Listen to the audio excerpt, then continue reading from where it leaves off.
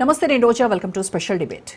బిచ్చగాళ్ల వీర్యం, బిచ్చగత్తెల అండం, అశ్లీల చిత్రాలు చూపించి నీచపు యవ్వారం, అంగట్లో సరుకులా మారింది అమ్మతనం. తెలుగు రాష్ట్రాల్లో ఫర్టిలిటీ సెంటర్ల నిర్వాకం అమాయకుల పాలిట శాపంగా మారింది. చాప కింద నీరుల సరోగసి నోట్ల దందా నడుస్తోంది. మాతృత్వం ముసుగులో జరిగిన చీకటి కోణాలు ఒక్కొక్కటిగా వెలుగులోకి వస్తున్నాయి. సృష్టి అరాచకాలతో పిల్లలు లేని తల్లిదండ్రులు భయాందోళన చెందుతున్నారు. మనకు తెలియని సంతాన సాఫల్య కేంద్రాల రహస్యాలెన్నో, కంటికి కనిపించని చీకటి కోణాలు ఇంకెన్నో. ఎక్కడెక్కడ ఎంతెంత దందా జరుగుతోందో.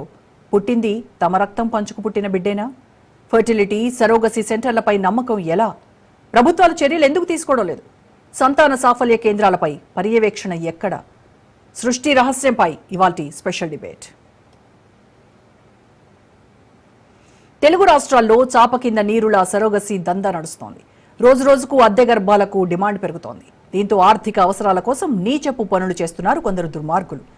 డాక్టర్ నమ్రతకు 5 రోజుల పాటు కస్టడీ విధించింది కోర్టు. ఆమెపై విజయవాడ, విశాఖలో కేసులు నమోదయ్యాయి. అయితే తాను ఎలాంటి తప్పు చేయలేదని చెబుతోంది డాక్టర్ నమ్రత. మరోవైపు తవ్వే కొద్దీ సృష్టి అరాచకాలు వెలుగులోకి వస్తున్నాయి. అద్దె గర్భాల ట్రెండ్ అడ్డదారి పట్టినట్టయింది. పుట్టగొడుగుల్లా సంతాన సాఫల్య కేంద్రాలు ఉండటంతోనే అసలు సమస్య వచ్చి పడింది.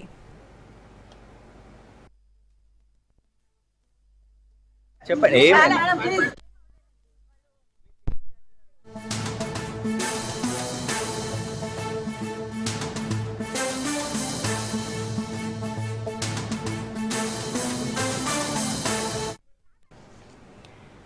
పిల్లలు లేని జీవితం అసంపూర్ణం.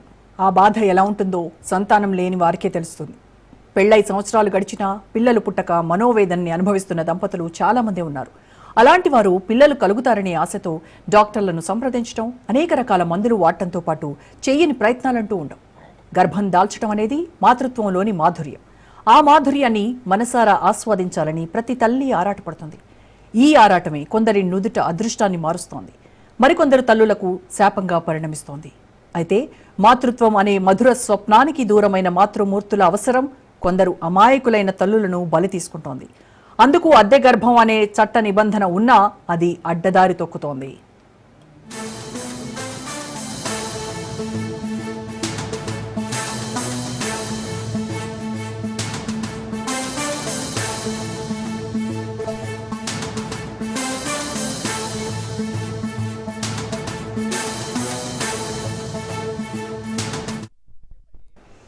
Assisted reproductive technology act 2021, surrogacy act 2021, rule 22 ప్రకారం సంతాన సాఫల్య కేంద్రాలను తప్పనిసరిగా నమోదు చేసుకోవాలి.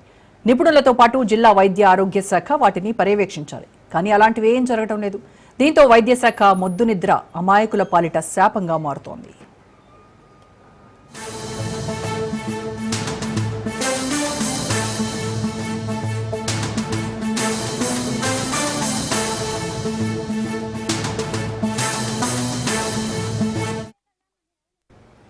సరగసీ ద్వారా సంతానం పొందాలనుకునే దంపతులకు పెళ్లై 5 ఏళ్లు నిండాలి.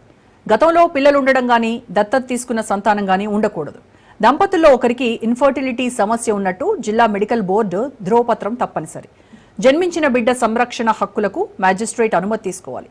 గర్భాన్ని అద్దెకిచ్చే మహిళకు వివాహమై ఒక బిడ్డకు జన్మనిచ్చి ఉండాలి. ప్రసవానంతరం ఆ మహిళకు బీమా సౌకర్యం కల్పించాలి.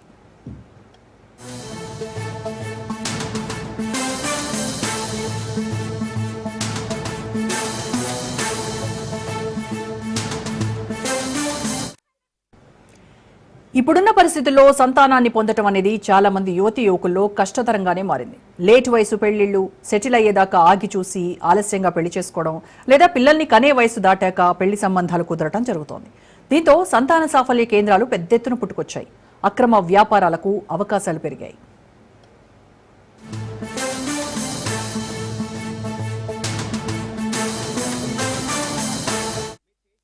రాష్ట్రాల్లో చర్చనీయాంశంగా మారినటువంటి టాపిక్ ఏంటి అంటే సృష్టి సంతాన సాఫల్య కేంద్రంలో జరుగుతున్నటువంటి అరాచకాలు, సరోగసీ పేరుతో జరిగినటువంటి దందాలు. ఇవన్నీ వెలుగులోకి వచ్చాయి ఒక్కొక్కటిగా. సో ఆ సదరు సృష్టి హాస్పిటల్ క్లినిక్ సంబంధించినటువంటి డాక్టర్ నమ్రత ఎవరైతే ఇవన్నిటికి పాల్పడ్డారో ఆవిడని పోలీసులు ఇప్పటికే అరెస్ట్ చేశారు, విచారణ చేస్తున్నారు. సో దీని అంతటికి సంబంధించి పూర్తి ఇన్ఫర్మేషన్ మా ప్రతినిధి రత్నకుమార్ లైవ్ లో అందిస్తారు. సో రత్న, మొత్తానికి డాక్టర్ నమ్రతని పోలీసులు అరెస్ట్ చేసి 5 రోజుల కస్టడీకి తీసుకొని విచారణ ప్రారంభించారు. సో ఏంటి దీంట్లో లేటెస్ట్ అప్డేట్స్ ఏంటి? ప్రస్తుతం సృష్టి టెస్ట్ ట్యూబ్ బేబీ సెంటర్ కేసులో 7 అరెస్ట్ అయ్యారు. అందులో ఆ సెంటర్ను నిర్వహిస్తున్నటువంటి నమ్రతతో పాటు ఆమె యొక్క కుమారుడు, ఆమెకు టీమ్గా పనిచేస్తున్నటువంటి మరొక 5, మొత్తం 7 పోలీసులు అరెస్ట్ చేసి చెంచల్గూడ జైలుకు తరలించడం జరిగింది. చెంచల్గూడ జైలుకు తరలించిన తర్వాత వీళ్ళందరూ ప్రజెంటు రిమాండ్ ఖైదీలుగా 14 రోజుల జ్యుడిషియల్ కస్టడీలో ఉన్నారు. అయితే వీళ్ళని కస్టడీకి తీసుకొని విచారణ చేస్తే ఈ యొక్క కేసుకు సంబంధించినటువంటి మరింత ఇన్ఫర్మేషన్ అనేది కూడా తెలిసినటువంటి అవకాశం ఉంది. ముఖ్యంగా ఎందుకంటే ఈ కేసులో చైల్డ్ ట్రాఫికింగ్ అనేది ఇన్వాల్వ్ అయి ఉంది. అలాగే ఇష్టానుసారంగా చాలా అంటే అనేక మంది డైలీ దినసరి కూలీలను బిచ్చగాళ్లను తీసుకొచ్చి స్పెర్మ్ కలెక్షన్ చేసి ఎంత నీచమైనటువంటి పద్ధతులు అవలంబిస్తున్నారో దీనికి సంబంధించినటువంటి పూర్తి ఇన్ఫర్మేషన్ను గ్యాదర్ చేయాల్సినటువంటి అవసరం ఉంటుంది. అసలు సరోగసీ అనే ప్రాసెస్, ఐవీఎఫ్ అనే ప్రాసెస్లకు సంబంధించి ఏ రకంగా పిల్లలు లేనటువంటి భార్యాభర్తలను ట్రాప్ చేస్తున్నారు, ట్రాప్ చేసిన అనంతరం రూరల్ ఏరియాలలో అప్పటికే గర్భిణీలైనటువంటి పేదలను టార్గెట్ చేసుకొని పేద మహిళలను వాళ్లకు 80,000 రూపాయలు 90,000 రూపాయలను ఇచ్చి ఆ తర్వాత ఈ సరోగసీగా ఎవరికైతే రిఫర్ చేయడం జరిగిందో వాళ్లకు ఏ రకంగా అప్పగించడం జరుగుతుంది. ఈ ప్రాసెస్ సంబంధించినటువంటి వాస్తవాలన్నీ కూడా మరిన్ని విషయాలు వెలుగులోకి రావాలంటే ఖచ్చితంగా కస్టడీకి తీసుకోవాలని భావించడం జరిగింది. కస్టడీకి తీసుకోవాలని సికింద్రాబాద్ కోర్టులో పిటిషన్ వేసిన తర్వాత 5 రోజుల పాటు కస్టడీకి అప్పగించింది. ఇక ఇవాళ ఉదయం నమ్రతను, ప్రధాన నిర్వాహకురాలు నమ్రతను ఆమెను కస్టడీకి తీసుకోవడం జరిగింది. చెంచల్గూడ జైలు నుంచి కస్టడీకి తీసుకొని గాంధీ హాస్పిటల్లో వైద్య పరీక్షలు నిర్వహించిన అనంతరం నార్త్ జోన్ డీసీపీ ప్రధాన కార్యాలయంలో ఆమె యొక్క కస్టడీ విచారణ అనేది కొనసాగుతోంది. ఇక మరోవైపు ఈ కేసులో A2 నుంచి A6 వరకు ఉన్నటువంటి మిగతా నిందితులు ఎవరైతే ఉన్నారో ప్రధానంగా వాళ్ళని కూడా కస్టడీకి ఇవ్వాలంటూ కూడా గోపాలపురం పోలీసులు కోరారు. అయితే ఇవాళ సికింద్రాబాద్ కోర్టులో ఈ యొక్క ఆర్గ్యుమెంట్స్ అనేవి కంప్లీట్ అయిన తర్వాత తీర్పును సోమవారానికి కోర్టు వాయిదా వేసింది. ఇక సోమవారం రోజున వాళ్ళను సైతం కస్టడీకి ఇస్తారా లేదనేటువంటి విషయాలు కూడా తెలిసినటువంటి అవకాశం ఉంది. ఇక ప్రస్తుతం నమ్రతను కస్టడీకి తీసుకున్న తర్వాత ఆమె మీడియాతో మాట్లాడేటువంటి ప్రయత్నాలను చేశారు. మీడియాతో మాట్లాడేటువంటి ప్రయత్నాలను చేస్తూ ఇందులో తనే తప్పు చేయలేదు, తనను కావాలనే ఇరికించేటువంటి ప్రయత్నాలు చేస్తున్నారు. గత ప్రభుత్వంలో మాజీ ఐఏఎస్గా ఉన్నటువంటి, గతంలో సీఎం దగ్గర ప్రిన్సిపల్ అడ్వైజరీగా పనిచేసినటువంటి అజయ్ కల్లం అనేటువంటి వ్యక్తి ఇన్వాల్వ్ అయ్యారు అన్నటువంటి విషయాన్ని తనకు తెలియజేస్తున్నారు, తన దాకా వచ్చిందనేటువంటి విషయాలను కొన్ని నమ్రత చెప్పేటువంటి ప్రయత్నం చేసింది. సో ఇక ఈ వ్యవహారం అటు ఉంచితే ఓవరాల్ గా ఆమె 2021 నుంచి, అంటే ఆమె లైసెన్స్ అనేది క్యాన్సిల్ అయిన దగ్గర నుంచి, అసలు ఏలూరు నుంచి ఆమె పుట్టిన ప్రాంతం నుంచి గైనకాలజిస్ట్ గా కెరియర్ ను ఆరంభించి అసలు సికింద్రాబాద్ లో అక్కడ సెంటర్ ను స్టార్ట్ చేసిన తర్వాత ఆమె నిర్వహించినటువంటి కార్యకలాపాలన్నింటిని కూడా ఒకసారి వివరించుకుంటూ పోతే ఆమె చేసినటువంటి దారుణాలు, ఆమె చేసినటువంటి మోసాలు, పిల్లలు లేనటువంటి భార్యాభర్తలను టార్గెట్ చేసి ఆమె వాళ్ళ దగ్గర కోట్ల రూపాయలు ఏ రకంగా దండుకున్నారు అనేటువంటి వ్యవహారంలో మాత్రం అనేక భయానకమైనటువంటి విషయాలు అనేవి వెలుగులోకి వస్తున్నాయి. ఇక వీటిని ఎప్పుడైతే ఈ రాజస్థాన్కు సంబంధించినటువంటి సోనియా దంపతులు వీళ్ళు తమకు ఐవీఎఫ్ కోసం వెళ్తే పిల్లలు పుట్టట్లేదని వెళ్ళినప్పుడు తమకు ఐవీఎఫ్ ను రిఫర్ చేస్తారనుకుంటే సరోగసీని రిఫర్ చేయడం జరిగింది. సరోగసీని రిఫర్ చేసిన తర్వాత ఎప్పుడే ఇక్కడ సరోగసీ అని మాకు చెప్పడం జరిగింది, కానీ మా భర్త నుంచి కానీ నా నుంచి కానీ కేవలం కావాల్సినటువంటి అటు స్పర్మ్ ను మరోవైపున ఎగ్స్ ను మాత్రమే తీసుకున్నామని చెప్తున్నప్పటికీ కూడా దానికి సంబంధించి కూడా తమకు నమ్మకం లేదు. కానీ ఇందులో ఎప్పుడైతే బేబీ పుడుతున్నాడు, బేబీ గ్రో అవుతున్నటువంటి విషయాలను చెప్పినప్పుడు తాము 30 లక్షల రూపాయలను మొదట చెక్ రూపంలో 15 లక్షలు, ఆన్లైన్ ట్రాన్సాక్షన్స్ నగదు రూపంలో మరొక 15 లక్షల రూపాయలను ఇవ్వడం జరిగింది. కానీ మొత్తానికి ఇప్పటి వరకు బేబీ పుట్టిన తర్వాత కూడా, బేబీ పుట్టేంత వరకు కూడా కనీసం DNA పరీక్షలు చేయాలి అన్నప్పుడు DNA పరీక్షలు చేయడానికి ముందుకు రాలేదు. అప్పుడే తమకు అనుమానం వచ్చేది, బేబీలో తమ యొక్క పోలికలు అనేవి కనీసం కనిపించట్లేదు అన్నటువంటి ఉద్దేశంతోనే తమ ఒక ప్రైవేటు ల్యాబ్స్లో పరీక్షలు చేయించుకున్నప్పుడు బేబీ తమది కాదు అనేటువంటి విషయాన్ని తెలుసుకొని ఆ రకంగా ఫిర్యాదు చేసిన తర్వాత టోటల్గా ఈ దందా అంతా వెలుగులోకి వచ్చింది. ఈ విషయాన్ని స్వయంగా ఆమె నమ్రత తమ ముందు ఒప్పుకొని తమకు ఇవ్వాల్సినటువంటి తమకు జరిగినటువంటి మోసం మీద ప్రశ్నిస్తున్నప్పుడు ఆమె యొక్క కుమారుడు జయంత్ కృష్ణ అదే సెంటర్లో తను అడ్వకేట్గా ప్రాక్టీస్ చేస్తూ తమను బెదిరించేటువంటి ప్రయత్నాలు చేయటం, కేవలం ఆమె ఈ దంపతులను మాత్రమే కాదు, ఇప్పుడు కంప్లైంట్ చేసినటువంటి దంపతులు మాత్రమే కాదు, గతంలో అనేక మంది బాధితులు వీళ్ళ చేతిలో మోసపోయి ఉన్నారు. మోసపోయినటువంటి వాళ్ళందరూ కూడా ఖచ్చితంగా దీని మీద చర్యలు తీసుకుంటామనేటువంటి విషయాన్ని తెలియజేసినప్పుడు వాళ్ళని గట్టిగా దీని మీద ప్రశ్నించినప్పుడు, వాళ్ళు చేసినటువంటి మోసాల మీద ప్రశ్నించినప్పుడు తన అడ్వకేట్నని తాను మీ అంతు తేలుస్తానని వాళ్ళని భయభ్రాంతులకు గురి చేయడం, ఈ రకమైనటువంటి కార్యకలాపాలతో పాటు టోటల్గా ఆ ఫినాన్స్ కార్యక్రమాలు అంటే ఎక్కడెక్కడ ఎన్ని లక్షల రూపాయలు వసూలు చేస్తున్నారనేది ట్రాన్సాక్షన్స్ అన్ని కూడా జయంతి కృష్ణని చూసుకునేవాడు. సో ఇలా దాదాపు 2021 నుంచి 25 వరకు కూడా వీళ్ళ కార్యకలాపాలు అనేవి ఇప్పటి వరకు మనకు అందినటువంటి సమాచారాన్ని బట్టి దాదాపు 50 మందికి పైగానే సరోగసీ ప్రాసెస్ అని చెప్పి ఇలా చైల్డ్ ట్రాఫికింగ్ ద్వారా ఇతర మహిళలకు, పేద మహిళలకు పుట్టినటువంటి బిడ్డలను తీసుకొచ్చి ఎవరైతే ఇక్కడ పిల్లలు కావాలని కోరుకుంటున్నటువంటి వ్యక్తులు ఉన్నారో వాళ్ళకి అప్పగించినటువంటి సమాచారం అనేది తెలుస్తూ ఉంది. అయితే దీని వెనకాల చైల్డ్ ట్రాఫికింగ్ ను ఇప్పటికే ఐడెంటిఫై చేయడం జరిగింది. ఇవాళ పోలీసు ఉన్నతాధికారులు సైతం చైల్డ్ వెల్ఫేర్ అధికారులతోనూ మరోవైపున ఆయా డిపార్ట్మెంట్లతోనూ ఒక సమావేశాన్ని ఏర్పాటు చేసి అసలు ఈ చైల్డ్ ట్రాఫికింగ్ వ్యవస్థలో ఇప్పటికే అనేక రకాలుగా ప్రయత్నాలు చేస్తున్న సందర్భంలోనే ఈ కేసు వెలుగులోకి వచ్చిన తర్వాత ఇంకా ఎక్కడెక్కడ ఈ ప్రయత్నాలు జరుగుతున్నాయి అనేది కూడా ఆరాధించినటువంటి ప్రయత్నాలు చేస్తున్నారు. ఇదిలా ఉంటే థ్యాంక్ యూ రత్నకుమార్. రైట్, ఇక ఈ సరోగసీ దందాలపైన వాళ్ళ డిబేట్లో మనం మాట్లాడదాం. గెస్ట్లు మనతో జాయిన్ అయ్యారు డాక్టర్ సిఎల్ వెంకట్రావు గారు, మెడికల్ కౌన్సిల్ ఆఫ్ ఇండియా మాజీ సభ్యులు. నమస్కారం అండి వెంకట్రావు గారు. నమస్కారం. అలాగే స్టూడియోలో నాతో పాటు ఉన్నారు గౌరీశంకర్ గారు, రాష్ట్ర వినియోగదారుల సమాఖ్య చైర్మన్. నమస్కారం అండి. సో ముందుగా వెంకట్రావు గారు, ఈ సరోగసీ, ఐవీఎఫ్, ఐయుఐ ఇలాంటి సెంటర్లలో జరిగేటువంటి ఇలాంటి అరాచకాలు ఇప్పుడు ఏదో ఒక దంపతుల విషయంలో వెలుగులోకి వచ్చింది, కానీ అసలు వెలుగులోకి రాకుండా ఇంకా ఇలాంటి నీచపు కూపాలు ఇంకెన్ని ఉన్నాయో అనేటువంటి ఆందోళన ఈరోజు ప్రజల్లో నెలకొన్నటువంటి పరిస్థితి. ఏం చెప్తారు సార్? ఇప్పుడు ఇది మనకు ఒకటి శాంపుల్ కోటి బయటపడింది, కానీ తెలుగు రాష్ట్రాలే కాదు భారతదేశంలో అన్ని పట్టణాలు, నగరాలు, జిల్లా కేంద్రాల్లో ఈ అరాచకాలు జరుగుతూనే ఉన్నాయి. కాకపోతే ఈరోజు దొరికితే దొంగ, దొరకకపోతే దొర అని ఉంది కదా. ఇప్పుడు ఇంకో విషయం మీకు చెప్తాను, చాలా ఆసక్తికరమైన అంశం. ఈ నమ్రత అనే ఆమె అసలు పేరు నీరజ. ఆ నీరజ, ఆమె పేరు ఎంబీబీఎస్ చదివినప్పుడు డాక్టర్ నీరజ. ఓకే. ఆ నీరజగా 2000 సంవత్సరంలోనే మొదలుపెట్టింది అక్రమాలు, అరాచకాలు. ఆంధ్రప్రదేశ్ రాష్ట్రంలో ఆమె ఏలూరు, విజయవాడ, విశాఖపట్నం అన్ని ఎలగబెట్టి ఇక్కడ ఇలాంటి కేసులే ఇక్కడ 2000 సంవత్సరం నుంచి వరుస క్రమంలో కేసులు నమోదయ్యి ఏపీ మెడికల్ కౌన్సిల్లో కూడా ఆమె చట్ట ప్రకారం ఆమెపై చర్యలు తీసుకోవడం. అప్పుడు ఆ పేరు, తన పేరు మార్చుకుంది, బ్రాండ్ పేరు కూడా మార్చుకుని ఇప్పుడు నీరజల నమ్రత అయింది, సృష్టిని కొత్తదిగా పెట్టి ఇక ఆంధ్రప్రదేశ్ నుంచి వదిలి తెలంగాణ రాష్ట్రం, అక్కడ అమాయకులు ఉంటారు, లేదు పెద్ద మహానగరం కదా ఎవరికి దొరకమని చెప్పి అక్కడికి వచ్చారు. కనుక వీళ్ళు మనం ఒక విధంగా చెప్పాలంటే ప్రొఫెషనల్ అఫెండర్స్. వీళ్ళే కాదు, మనము ఇప్పుడు ఒక కమిటీ వేసి రాష్ట్ర ప్రభుత్వం, తెలంగాణ, ఆంధ్రప్రదేశ్ రాష్ట్ర ప్రభుత్వం ఈ సంతాన సాఫల్య కేంద్రాలను అధ్యయనం చేయమంటే దొంగలందరూ బయటపడతారు. ఇంకోటి ఘోరం ఏంటంటే వీళ్ళు సంతాన సాఫల్య కేంద్రం నమోదు చేయకుండా వీళ్ళు ఒక నర్సింగ్ హోమ్ కింద నమోదు చేసుకుంటున్నారు. ఇప్పుడు ఆ అమ్మాయి, ఈ నమ్రత అనే అమ్మాయి విజయవాడలో ఒక నర్సింగ్ హోమ్ కింద నమోదు చేసి, కనుక వాళ్ళు నర్సింగ్ హోమ్ నమోదు చేసినప్పుడు ఈ యొక్క అసిస్టెడ్ రిప్రొడక్టివ్ టెక్నాలజీ లేదు సరగసి చట్టాలు వాటి పరిధిలోకి రాకుండా జాగ్రత్త పడుతున్నారు.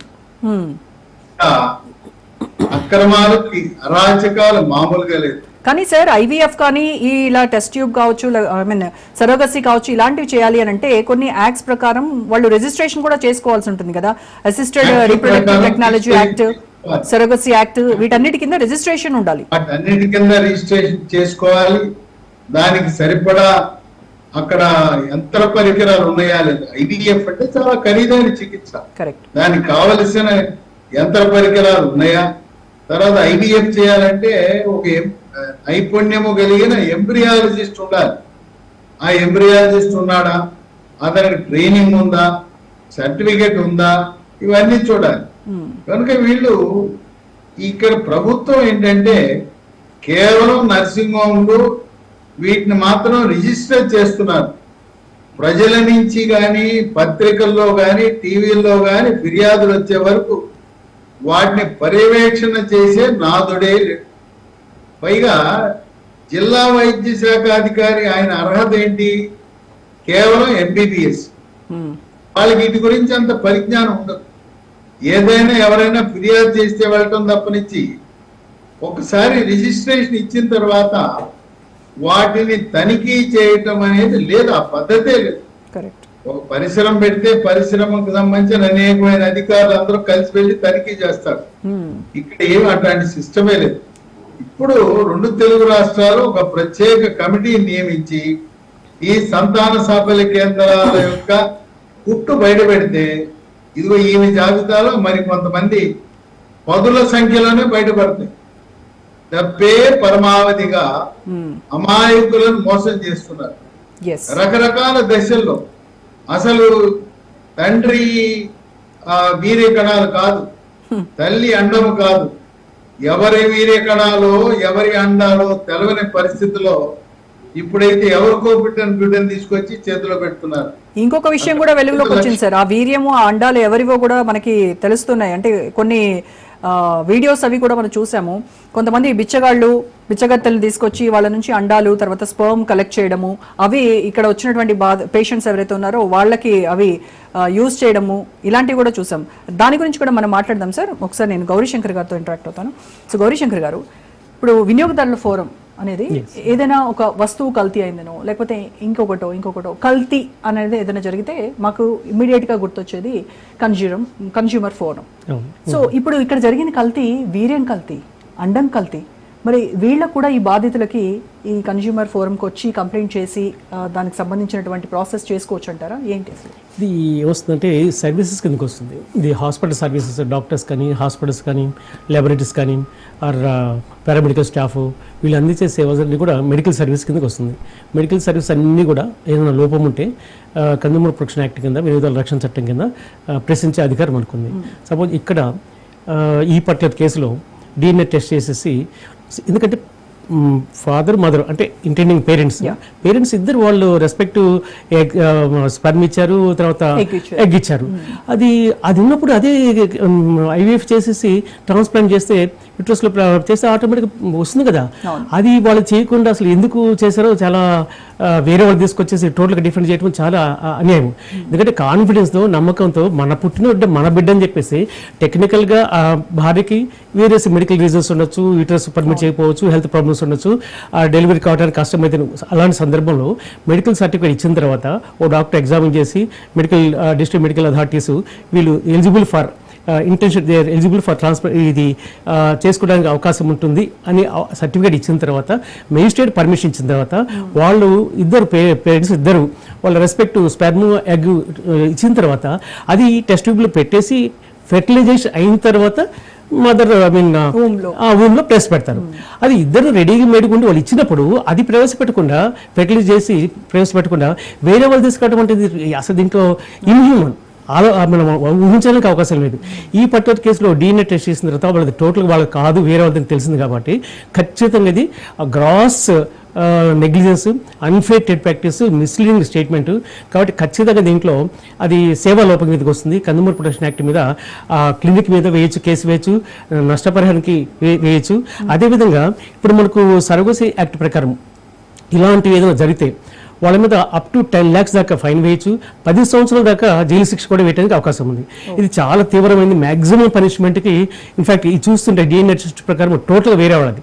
కాబట్టి అలాంటి వాళ్ళు they are design for maximum punishment up to 10 lakhs fine as well as up to 10 years imprisonment వేయడానికి కూడా అవకాశం ఉంది. ఇది చాలా ఈ కేసులో ఈ పేరెంట్స్ ఇద్దరికి డౌట్ వచ్చి DNAకి వెళ్ళారు, దాంతో అది ఓపెన్ అయింది, రహస్యం అనేది బయటకు వచ్చింది. అయితే చాలా మంది దాదాపుగా ఈవిడ 2001 నుంచి 2025 వరకు 2021 నుంచి 2025 వరకు దాదాపు 50 మందికి ఈ రకమైనటువంటి ట్రీట్మెంట్ చేశారంటారు. ఇప్పుడు ఆవిడ దగ్గర చేయించుకున్నటువంటి ట్రీట్మెంట్ చేయించుకొని పిల్లలు ఎవరైతే పేరెంట్స్ ఉన్నారో వాళ్ళకి ఎంత నరకంగా ఉంటుంది సార్. అంటే ఈ పిల్లోడు మా పిల్లోడు కాదు అనేటువంటిది, అంటే చాలా దిస్ ఇస్ నాట్ ఉంటుంది కదా. సో అలాంటి వాళ్ళు మరి మళ్ళీ DNAకి వెళ్ళాలా వెళ్ళకూడదా? ఇది నా ఉద్దేశం ఏంటంటే అది మనం ఖచ్చితంగా చెప్పలేము. ఎందుకంటే డిఎన్ఏ టెస్ట్ చేయించుకుంటే డిఎన్ఏ టెస్ట్ చేయించుకొని వాళ్ళ పిల్ల వాడు కాదు అని తెలిస్తే ఈ పిల్లలను వదిలేలేరు. తర్వాత ఎవరికో పుట్టిన బిడ్డ మన బిడ్డ అని చెప్పేసి జీవితాంతం వాడు వీళ్ళు ఇద్దరు బాధపడతారు. సో ఆయనది అలాంటి వాడు కామ్గా కంటిన్యూ చేసుకుంటే బెటర్.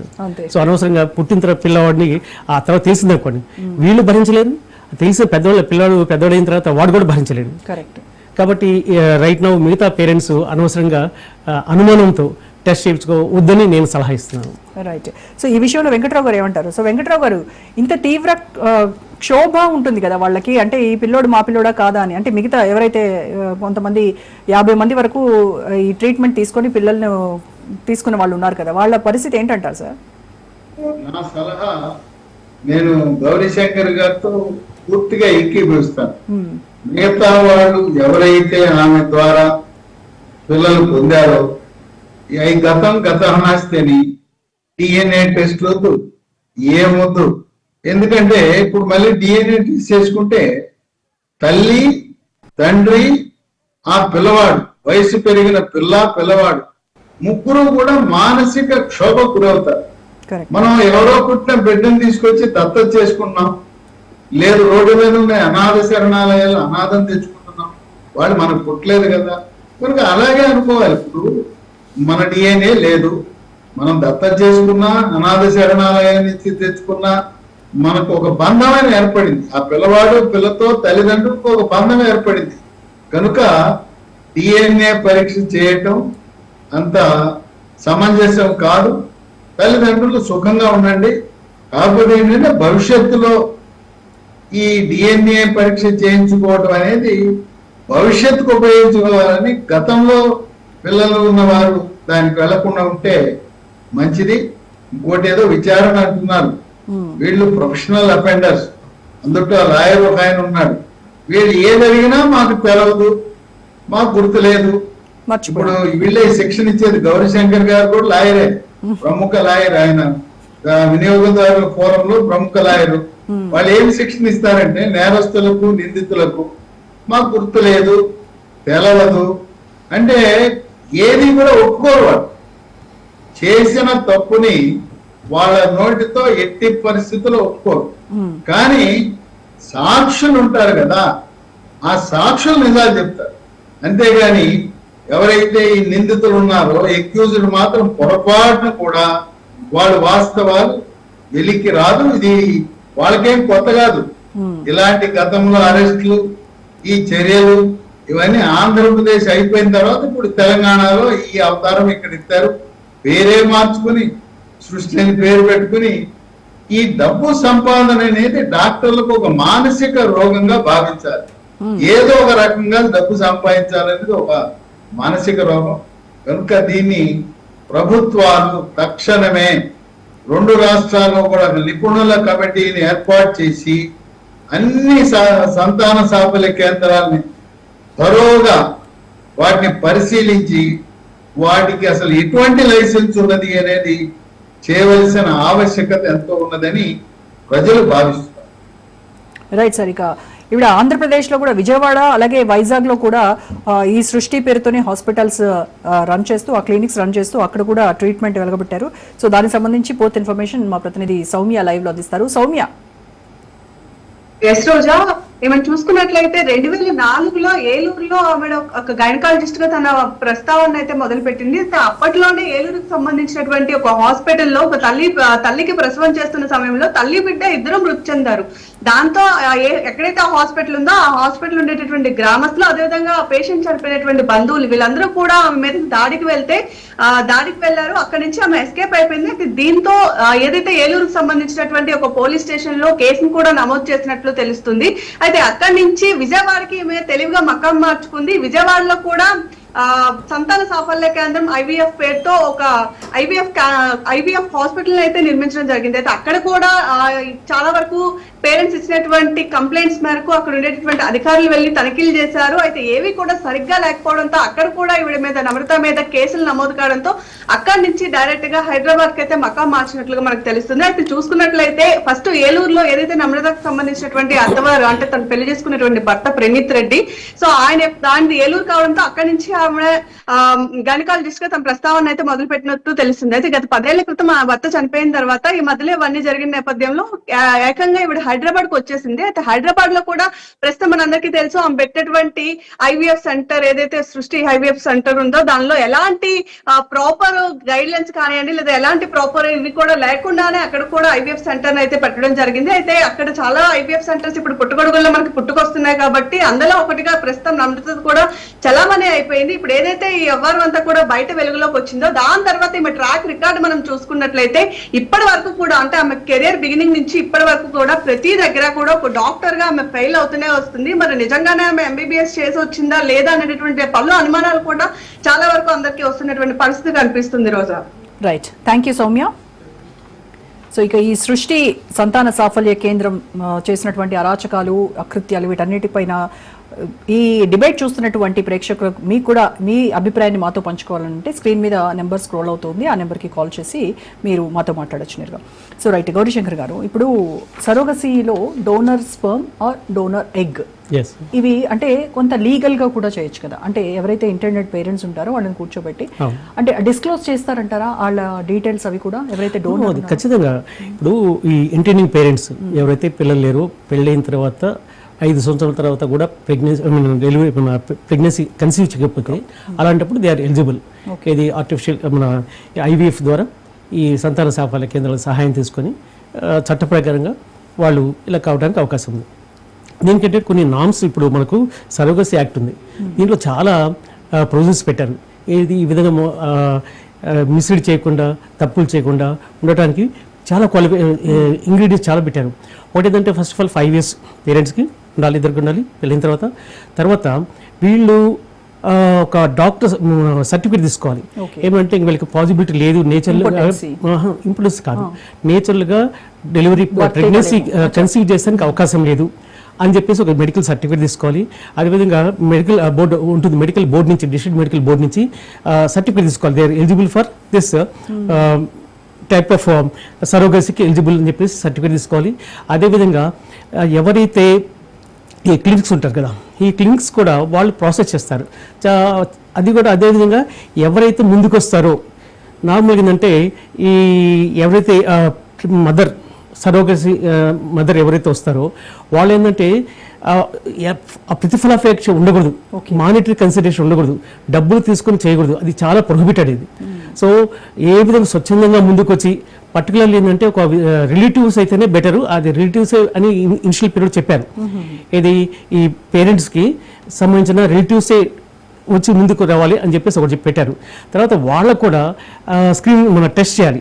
ఇది ఆ ఇంటి డోనర్ మదర్ ఉంది కదా, ఎవరైతే ముందుకు వస్తారో ఆ మదర్ హెల్త్ ఎగ్జామిన్ చేయాలి, హెల్త్ అన్ని విధాలుగా బాగానే ఉందని చెప్పి సర్టిఫికేట్ ఒకటి ఉండాలి.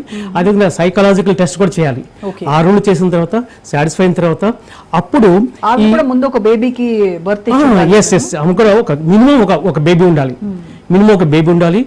ఆ తర్వాత అప్పుడు ఈ కోర్టుకి వెళ్ళాలి, మేజిస్ట్రేట్ కోర్టుకి వెళ్ళేసి కోర్టు ద్వారా ఇవన్నీ సర్టిఫికేట్స్ ప్రొడ్యూస్ చేసి అప్పుడు పర్మిషన్ తీసుకోవాలి. ఇది తర్వాత డెలివరీ అయిన తర్వాత అప్పుడు ఆ పుట్టబోయే బిడ్డకి కూడా ఎవరు కస్టడీ తీసుకుంటారు వాడికి సంబంధించిన కూడా వీళ్ళు సర్టిఫికేట్ ఇస్తారు, కోర్టు పర్మిషన్ ఇస్తుంది. ఆ తర్వాతనే ఇది జరుగుతుంది. తర్వాత ఆ మదర్కి ఏంటంటే కేవలము ఆ మందులు కానీ ఆహారానికి కానీ అవసరమైన రిక్వైర్మెంట్ అమౌంట్ ఎంత అంతవరకు ప్లస్ కంపల్సరీ ఇన్సూరెన్స్ తీసుకోవాలి. ఇన్సూరెన్స్ తీసుకోవాలి కాబట్టి ఆ ఇన్సూరెన్స్ ఎక్స్పెన్సెస్ అంతవరకు లీగల్లీ షీజ్ ఎంటైటిల్డ్. అంతేగాని 10 లక్షలు 20 లక్షలు అసలు అడగటానికి అది ప్రొహిబిటెడ్, అది ఇట్ ఇస్ ప్రొహిబిటెడ్ బ్యాండ్. అది వైలేషన్ జరిగితే ఇవన్నీ కాంట్రవర్షియల్గా జరుగుతూ చేస్తే వాళ్ళకి ఆ క్లినిక్ లైసెన్స్ రద్దు చేసడానికి అవకాశం ఉంది. క్లినిక్ లైసెన్స్ రద్దు చేయొచ్చు, అదేవిధంగా వీళ్ళకి ఫైన్ వేయచ్చు, ఇంప్రిజన్మెంట్ కూడా వేయచ్చు 10 సంవత్సరాలు. సో దీంట్లో వరకు ఖచ్చితంగా ఓన్లీ ఇండియన్ పేరెంట్స్కే ఉంటుంది, ఫారిన్ పేరెంట్స్కి ఇక్కడ ఇవ్వరు. ఫారిన్ పేరెంట్స్కి ఇక్కడ ఎలిజిబుల్ లేదు, they are not eligible to ఇండియాలో ఈ విధంగా కన్సీవ్ చేసుకోవడానికి అవకాశం లేదు, సరగొట్ చేస్తానికి లేదు, ఓన్లీ ఇండియన్ పేరెంట్స్కి అవకాశం ఉంది. సో ఇవన్నీ చాలా ఏజ్ లిమిట్ కూడా ఉంది, మినిమం మదర్కి ఎంత ఫాదర్కి ఎంత మినిమం 24-25 years నుంచి ఎలిజిబిలిటీ 50-55 years దాకా ఆ ఏజ్ గ్రూప్ వాళ్ళ ఎలిజిబిలిటీ ఉంటుంది. సో ఏజ్ గ్రూప్ చూస్తారు, హెల్త్ కండిషన్ చూస్తారు, ఆ తర్వాత సరగోసి మదర్ సర్గట్ మదర్, ఆమె హెల్త్ కండిషన్ చూస్తారు. గవర్నమెంట్ డిస్ట్రిక్ట్ హెల్త్ అడ్మినిస్ట్రేషన్ వాళ్ళు ఇచ్చే సర్టిఫికేట్ తీసుకోవాలి, they are eligible for this అని. తర్వాత కోర్టు ద్వారా పర్మిషన్ తీసుకోవాలి. ఇవన్నీ తీసుకుపోయి కోర్టులో వేస్తే అప్పుడు కోర్టు పర్మిషన్ ఇస్తుంది. అన్ని సాటిస్ఫై అంతా జరిగిన తర్వాత కోర్టు పర్మిషన్ ఇస్తుంది. దాని తర్వాత ఈ ప్రాసెస్ జరుగుతుంది. జరుగుతుంది, అంతా జరుగుతుంది. ఏంటంటే పైపోయినాయి జరిగిపోతుంది. అనఫిషియల్ గా లక్షలు తీసుకుంటుంటారు. ఇదంతా అనఫిషియల్ గా, పబ్లిక్ గా డబ్బు ఇస్తామని దాంట్లో ఉండదు, అగ్రిమెంట్ కూడా ఏమి ఉండదు. సో అదంతా కూడా అనఫిషియల్ జరుగుతుంది. పెళ్ళిళ్ళప్పుడు కట్నం తీసుకుంటారు చూసారా, అఫిషియల్ గా కట్నం ఉండదు కదా, అనఫిషియల్. అదే టైప్ లో ఎంత ఒక ఏజెంట్స్ లాగా ఇప్పుడు చూసాం కదా, ఈ కేసులో ఒక ఏజెంట్ కూడా అరెస్ట్ చేశారు. అంటే ఒక స్కామ్ లాంటిది.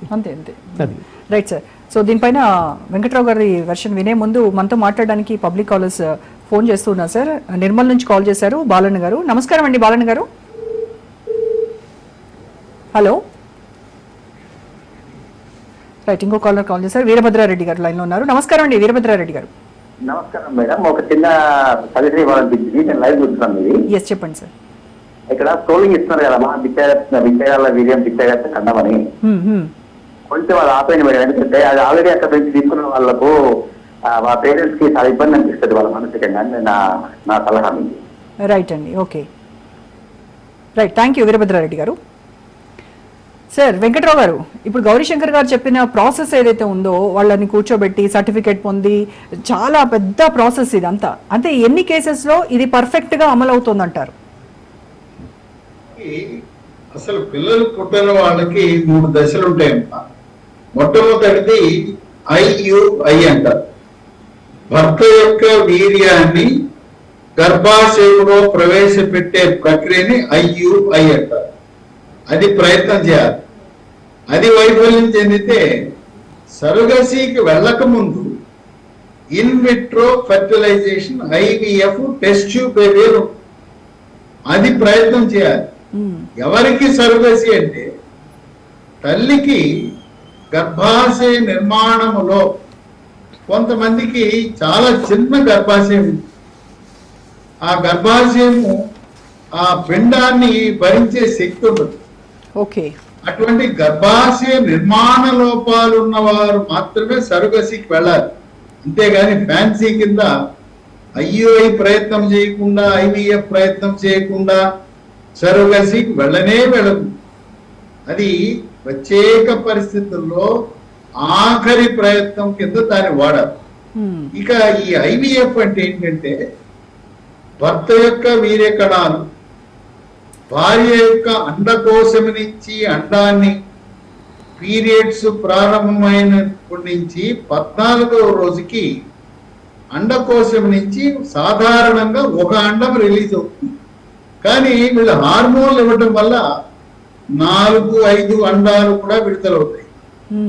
వీర్య కణాలను అండాలను ఒక కృత్రిమముగా ఒక టెస్ట్ ట్యూబ్ బేబీలో ఉంచడం జరుగుతుంది.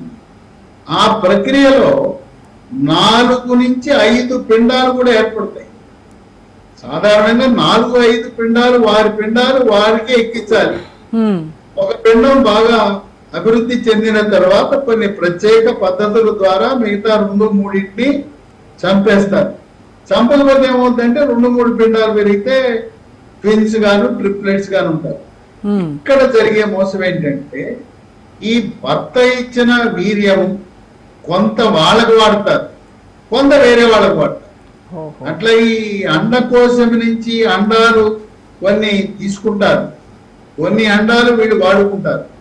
ఈ వీర్యాన్ని అండాలను మనం ఎంతకాలం కావాలంటే అంతకాలం భద్రపరుచుకునే టెక్నాలజీ మనకు అందుబాటులో ఉంది. బ్యాంక్స్ వచ్చాయి. 4 టెస్ట్ ట్యూబ్ లో 4 పిండాలు ఏర్పడితే ఆ అసలాలకు ఒక పిండం ఎక్కించి ఇంకో 2-3 ఈ పిండాలను ఎక్కించే ప్రక్రియ చేస్తున్నారు. కేవలం వీర్యము అండాల మోసమే కాదు, ఏర్పడిన పిండాలను కూడా అసలు వాళ్ళకి ఎక్కించుకుంటారు. ఎందుకంటే వాళ్ళు 3-4 వేస్తే ఒకటన్నా బాగా ఉంటుందని చెప్పి వేయాల్సిన పద్ధతి ఉంది. ఈ రకంగా అడుగడుగున IUI చేయరు, IVF చేయరు. సరుగసి అనేది అసలు సరుగసి కాదు. వీళ్ళ దగ్గర డ్రామా, సెమెన్ తీసుకుంటారు, ఇది తీస్తారు, స్కానింగ్ ద్వారా అండం తీస్తారు, డ్రామా ఆడతారు, ఏదో టెస్ట్ ట్యూబ్ బేబీలో పెట్టినట్టు చేసి అసలు ఇదంతా డ్రామానే. అసలు అవతల సాధారణ ప్రక్రియలో సహజ సిద్ధంగా పుట్టిన పిల్లలను అక్రమముగా అమ్ముకునే ప్రక్రియకే సరుగసి అని పేరు పెట్టి ఇలా చేస్తున్నారు తప్పనించి సరుగసి నియమ నిబంధనలు పాటించడం కానీ, న్యాయపరంగా వాళ్ళని కోర్టుకెళ్ళి తెచ్చుకోవడం కానీ ఇవన్నీ జరగటం లేదు. ఇక్కడ ఆంధ్రప్రదేశ్ రాష్ట్రంలో వాళ్ళ గుట్టు బయటపడిందని తెలంగాణలో హైదరాబాద్కి వచ్చారు. వాళ్ళు చాలా నైపుణ్యాలు కలిగిన వాళ్ళు, మోసం చేయడంలో దిట్టలు. కోర్టులను, పోలీసు శాఖని, దర్యాప్తు అధికారులను వాళ్ళని ఎలా మాయ చేయాలో కూడా తెలుసు. ఎంత మాయ చేయాలని చూసినా కూడా ఫైనల్లీ ఆ మోసాల పుట్ట అయితే పగిలింది కదా సార్, ఈ రోజు బయటకు వచ్చింది. చరిత్రే మోసాల పుట్ల. ఇంకోటి, అసలు ఆమెకి ఎక్కడ ఎంబీబీఎస్ చదివింది, ఎక్కడ ఎండి చదివింది? ఇప్పుడు ఆ కాలేజీకి వెళ్ళి ఆ సర్టిఫికేట్ వెరిఫై చేయాల్సిన అవసరం కూడా ఏర్పడతా ఉంది. అసలు నిజంగా చదివిందా లేదా అనే అనుమానం కూడా వస్తా ఉంది. ఎందుకంటే ఈమె చేస్తున్న పనులు చూస్తుంటే AP medical council, Telangana medical council వాళ్ళు ఈ పేపర్లలో, టీవీలో వచ్చిన సమాచార ఆధారంగా వాళ్ళు రంగంలో దిగి ఒక కమిటీని ఏర్పాటు చేసి దీనిలో లోతైన అధ్యయనం, వాళ్ళ అమ్మాయి సర్టిఫికెట్లు, చదువు గురించి కూడా వెరిఫికేషన్ చేసి గతంలో ప్రస్తుతానికి యాజ్ ఆఫ్ నౌ అయితే ఈ మెడికల్ కౌన్సిల్ ఆవిడ సర్టిఫికేట్ అయితే క్యాన్సిల్ చేశారు సార్. తర్వాత అయితే ఈవిడ ఎక్కడ చదువుకున్నారు అనేది సస్పెండ్ చేశారు. ఇప్పుడు నేను చెప్పాను కదా, అమ్మాయి పేరు నీరజ. ఏ పేరు ఉందో సర్టిఫికేట్ రూపాంతరం చెంది పేరు ఎందుకు మార్చుకుంది? తర్వాత అక్కడ ఏలూరు, నాకు జన్మించింది కృష్ణా జిల్లా, తదుపరి ఏలూరులో వివాహం, ఆ ఏలూరులో భర్తతో కూడా విభేదాలు. ఆ ఫణీందర్ రెడ్డి అని ఆమె చెప్పింది కదా మన రిపోర్ట్, ఫణీందర్ రెడ్డి వాళ్ళు కాలేజీలో వాళ్ళు ఏదో ప్రేమించి వివాహం చేసుకున్నట్టుగా, ఆయన ఎముకల డాక్టర్ అని, ఈ విధంగా చరిత్ర ఉంది. ఆంధ్రప్రదేశ్ పోలీస్ దగ్గరికి వెళ్తే ఏలూరు, విజయవాడలో ఈ నీరజ, నమ్రత చరిత్ర బయటపడుతుంది. అప్పట్లో ఆంధ్రప్రదేశ్ మెడికల్ కౌన్సిల్ కూడా ఫిర్యాదు చేయడం జరిగింది. ఇది మనకు ఒక శాంపుల్ కోటి బయటపడింది. ఇప్పుడు కమిటీలు నియమిస్తే పదుల సంఖ్యలో ఇటువంటి అక్రమాలు ఆంధ్ర, తెలంగాణలో బయటపడతాయని చెప్పి నాకు పూర్తి విశ్వాసం. Right sir. సో గౌరీశంకర్ గారు, ఈ సరోగసీలో ఈ డోనర్ స్పర్మ్ ఎగ్స్ ఇవైతే ఈ ఉపయోగించేటువంటి ప్రక్రియలో క్వాలిటీ కంట్రోల్ అనేది ఒకటి చూస్తారనుకుంటాను. క్వాలిటీ కంట్రోల్ చూడాలి. అట్ ద సేమ్ టైమ్ ఈ ఇందాక నేను చెప్పినట్టుగా బిచ్చగాళ్ళ వీర్యము, బిచ్చగాళ్ళ అండాలు ఉపయోగించేసి వేరే వాళ్ళ దాంట్లో పెట్టడం అనేది, సో ఇది కూడా అనెథికల్. సో దీనిపైన ఎలాంటి చర్యలు ఉంటాయంటారు? ఇది టోటల్ డిఫరెంట్. ఇప్పుడు మనది ఎవరో పేరెంట్స్ డొనేట్ చేసింది, వాళ్ళు ఇచ్చింది కాకుండా టోటల్ ఎవరిది పెట్టారంటే టోటల్ మోసం చేయటం, చీటింగ్ ఇదిగా వస్తుంది మనకు. అఫెన్స్ చీటింగ్ కింద వాళ్ళు దాని కూడా they are also liable to be punished. అది కూడా కేసు పెడతారు ఖచ్చితంగా. ప్లస్ ఇంకోటి, మీకు ఒక 30 years బ్యాక్ ఎండమూరి వీరేంద్ర గారు ఒక నవల రాశారండి, 13, 14, 15 దాని పేరు 13, 14, 15. 30 సంవత్సరాల కింద ఆ నవల థీమ్ ఏంటంటే సంతాన సాఫల్య కేంద్రాల్లో జరిగే మోసాలు ఇవి. ఈ మోసాల గురించి నవల మొత్తం రాశారండి 30 ఏళ్ల క్రితం, 30 సంవత్సరాల కింద.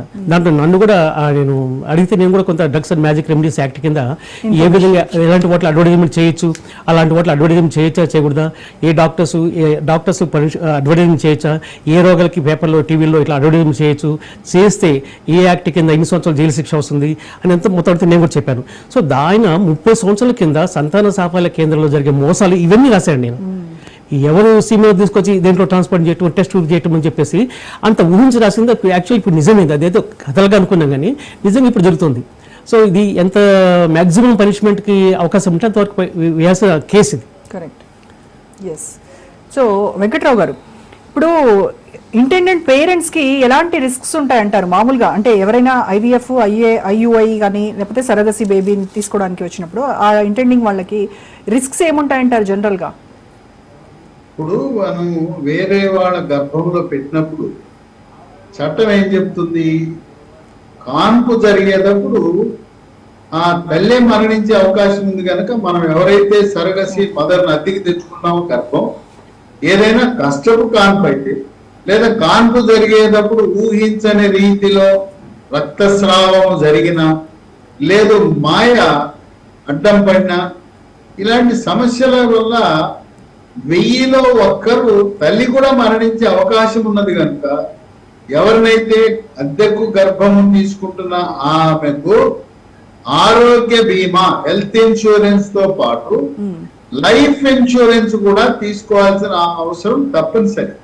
ఎందుకంటే ఏదైనా జరగరాంది జరిగితే ఆమెకి ఆ బీమా కూడా ఉండవలసిన అవసరం ఉంది. ఆమెకి ఇప్పుడు గర్భము ధరించిన తర్వాత చాలా మందికి బీపీ వస్తుంది, షుగర్ వస్తుంది, కొంతమందికి ఫిట్స్ కూడా వస్తాయి.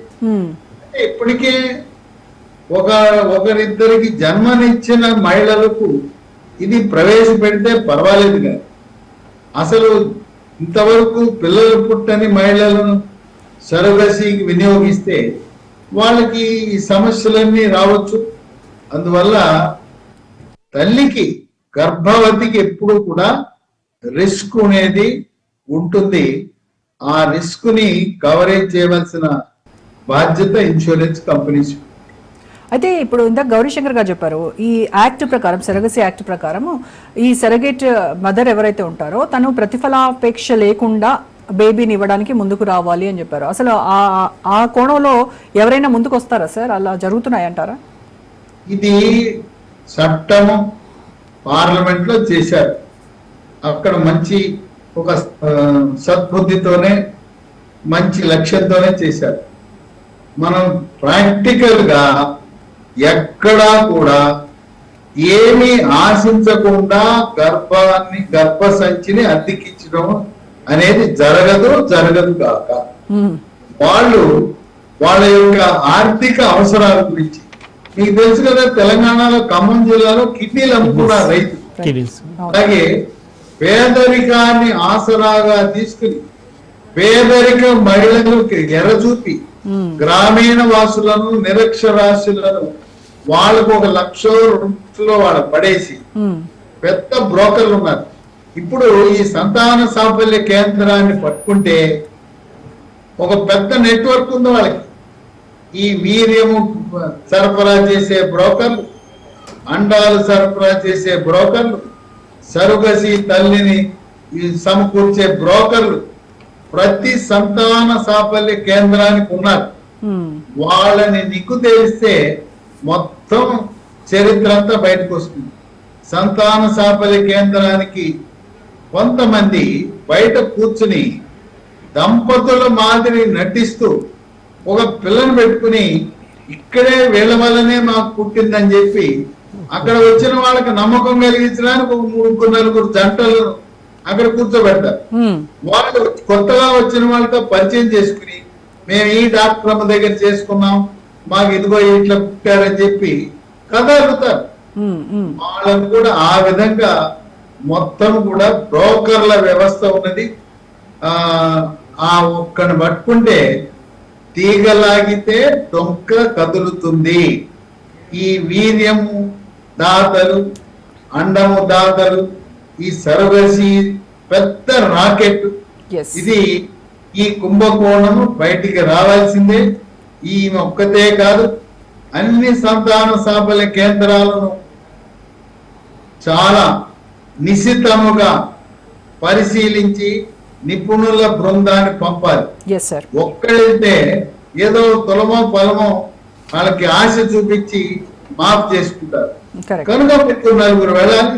వీళ్ళతో పాటు పోలీసు శాఖకు సంబంధించిన వాడు కూడా వెళ్తే కొంత డాక్టర్లు, ఈ నిపుణులకు కూడా భయం ఉంటుంది.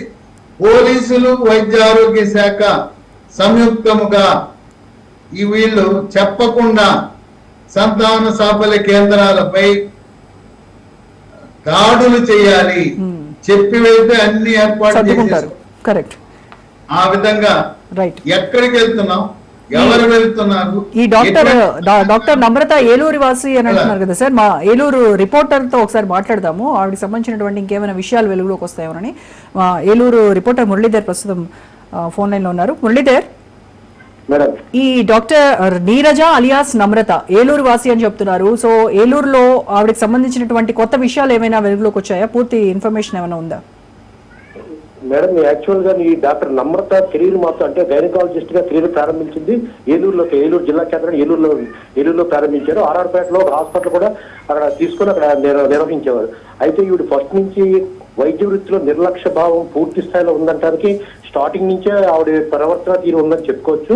ఇక్కడ ఒక పెదవేగి మండలానికి సంబంధించిన ఒక కూచంపూడి గ్రామానికి సంబంధించిన కుటుంబ సభ్యులకు సంబంధించి ఒక బాలింతరాన్ని డెలివరీ చేసి తీసుకొస్తే ఆ డెలివరీ చేసిన తర్వాత సరైన ట్రీట్మెంట్ అంటే డెలివరీ అయిపోయింది, పాప పుట్టిన తర్వాత పాపనే తల్లిని సరిగ్గా చూసుకొని లేకపోతే సంబంధించిన స్టాఫ్ కి గైడెన్స్ ఇవ్వాల్సిన అవసరం ఉంది. అంటే ఏ ట్రీట్మెంట్ ఇవ్వాలి, తర్వాత ఏ మెడిసిన్స్ ఇవ్వాలన్నది. కానీ ట్రీట్మెంట్ చేసిన తర్వాత ఆవిడ్ని స్ట్రక్చర్ మీద వదిలేసి కిందకి వెళ్ళిపోయి వేరే వాళ్ళతో మాట్లాడుతూ 2 గంటల సేపు ఆవిడ వృధా చేయడంతో ఆ రోజున ఆ గర్భవతిని తర్వాత పుట్టిన బిడ్డ అర్ధాంతరంగా చనిపోయారు.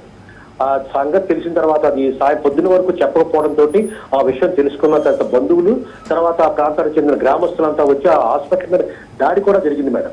అయితే అప్పుడు జరిగిన సంఘటనలో ఆవిడ మీద ఏలూరులో కేసు నమోదైంది. వెంటనే అక్కడ జరిగిన సంఘటనతో ఆవిడకి కెరీర్ మొత్తం డ్యామేజ్ అవడంతో అక్కడి నుంచి పూర్తి స్థాయిలో విషయాన్ని ఎత్తేసి విజయవాడ చేరుకున్నారు.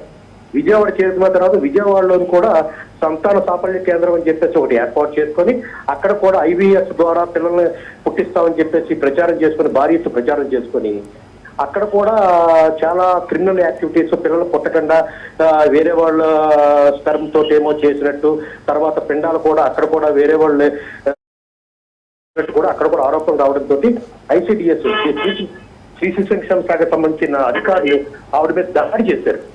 హాస్పిటల్ మీద దాడి చేస్తే అప్పుడు కూడా కేసు నమోదైంది. ఈ రకంగా మొత్తం ఫస్ట్ నుంచి ఆవిడ వృత్తిలోనూ నిర్లక్ష్య భావం, తర్వాత డబ్బు సంపాదన, క్రిమినల్ మెంటాలిటీ ప్రధానంగా చెప్పుకోవచ్చు ఆవిడ. తర్వాత ఇక్కడ ఏలూరు సంబంధించిన విజయ హాస్పిటల్లో సుబ్బరామరెడ్డి గారికి సంబంధించిన కోళ్ళు అనమాట ఇక్కడ పెళ్లి అయిన తర్వాత ఇక్కడికి వచ్చింది. ఆయన భర్త పేరు పనేంద్రనాథ్ రెడ్డి. ఇక్కడ విజయ హాస్పిటల్లోను సుబ్బరామరెడ్డి గారికి 3 కుమారులు. ఒకడేమో విజయ భాస్కర్ రెడ్డి ఒకతను, దామోదర్ రెడ్డి ఒకతను, ఈయనేమో పనేంద్రనాథ్ రెడ్డి. పనేంద్రనాథ్ గారికి సంబంధించిన కోడలే భార్య ఈ నమ్రత, డాక్టర్ నమ్రత. అయితే భర్తతోటి ఫస్ట్ నుంచి విభేదాలు రావడం, గొడవలు పడడం జరుగుతూ ఉండేదని కుటుంబ సభ్యులు చెప్తున్నారు. ఆయన గత కొన్ని సంవత్సరాల క్రితం ఆయన మరణించాడంట అని వాళ్ళ బంధువులు చెప్పారు. దీని మీద ఇన్ఫర్మేషన్ తీసుకుంటే ఆయన చనిపోయాడు, మా తమ్ముడు చనిపోయాడు, ఆవిడకి మాకు ఎటువంటి సంబంధం లేదు. ఫస్ట్ నుంచి ఈవిడ ఇలాంటి యాక్టివిటీస్ ఉండడం వల్ల మేము మా కుటుంబం నుంచి దూరంగా పెట్టాము అని చెప్పేసి కుటుంబ సభ్యులు చెప్తున్నారు. ఇక్కడైతే ఏలూరులో ఆవిడ చేసిన ఘనకార్యం అయితే ఇది ఉంది. అంటే డాక్టర్ నమ్రత ఫస్ట్ నుంచి అంటే డాక్టర్ ప్రారంభించిన కాడి నుంచే ఈ మెంటాలిటీతో ఉందని చెప్పి మనం అనుకోవచ్చు madam. Right, thank you Muralidhar.